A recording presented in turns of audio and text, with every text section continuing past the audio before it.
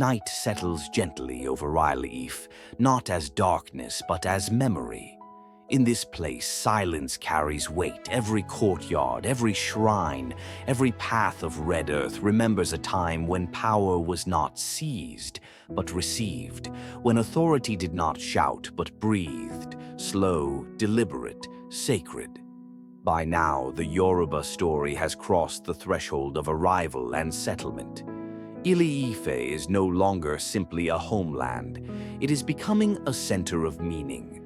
A place where leadership takes on a form unlike any other in the region. Here, power begins with belief.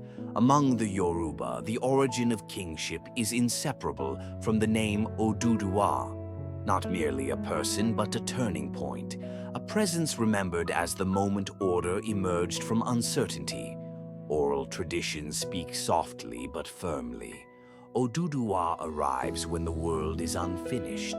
In some tellings, he descends from above, bearing the tools of creation. In others, he comes from afar with followers, wisdom, and authority. These versions do not cancel each other. They reflect how the Yoruba understand truth, not as a single line, but as layered meaning. Here, power begins with belief. Among the Yoruba, the origin of kingship is inseparable from the name Odùduwà. Not merely a person, but a turning point, a presence remembered as the moment order emerged from uncertainty. Oral traditions speak softly but firmly. Odùduwà arrives when the world is unfinished. In some tellings, he descends from above, bearing the tools of creation. In others, he comes from afar with followers, wisdom, and authority. These versions do not cancel each other. They reflect how the Yoruba understand truth, not as a single line, but as layered meaning.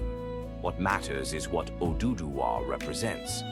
With him comes the idea that leadership is sacred. That rule must answer not only to people, but to the unseen forces that shape life itself. From this belief emerges a new kind of kingship, one bound by ritual, ancestry, and responsibility.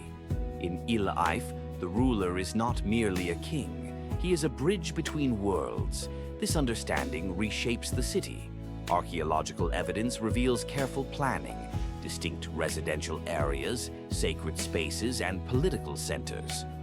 Ile-Ife grows not through chaos, but through intention, a society organizing itself around shared values. Between the 11th and 15th centuries, Ile-Ife reaches a remarkable cultural height. Artifacts from this period still speak with quiet authority. Terracotta and bronze heads, strikingly naturalistic, stare back across centuries with calm restraint. These faces are not triumphant. They are composed, balanced. They reflect a vision of power grounded in self-control rather than force. Art becomes memory cast in metal and clay. The figures suggest something deeper. Kingship here is not theatrical, it is dignified. Authority flows from lineage traced back to Odùduwà, but it is sustained through ritual performance and moral balance. The Uni of Ile-Ife embodies this sacred role. His legitimacy rests not on conquest, but on continuity. He performs rites that renew harmony between the community and the spiritual realm. To rule is to maintain balance. To fail is to disrupt the order of things. This sacred framework shapes Yoruba political thought far beyond Ile-Ife.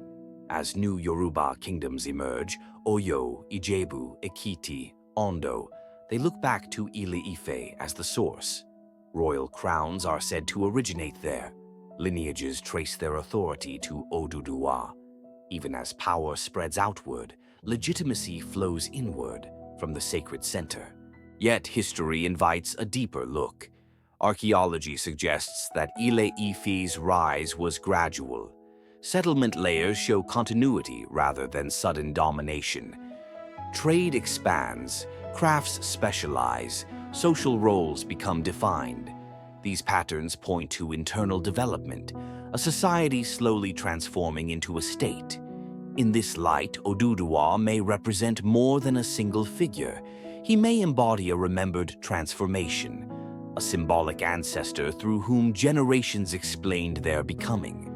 This does not weaken the tradition, it strengthens it. Because societies often preserve their most important changes through sacred memory, Odùduwà becomes the name given to order itself. Sacred kingship brings stability, but it also brings restraint. Power in Ile-Ife is surrounded by elders, priests, councils, and custom. The king rules, but he does not stand alone. Authority is shared, negotiated, and limited by tradition. Even kings answer to something greater than themselves. This balance allows Yoruba society to grow without losing its moral center. But it also creates tension, because as kingdoms grow richer and stronger, ambition begins to stir. Beyond Ile-Ife, new forces are forming. Military strength will soon matter. Territory will begin to define power. Kingship, once shaped almost entirely by ritual, will be tested by expansion. For now, Ile-Ife remains calm, sacred, rooted, but the world around it is changing. And the idea born here of power as a sacred trust will soon face its greatest challenge. Because when authority moves beyond the sacred center, it must decide what it will become. And that moment is approaching.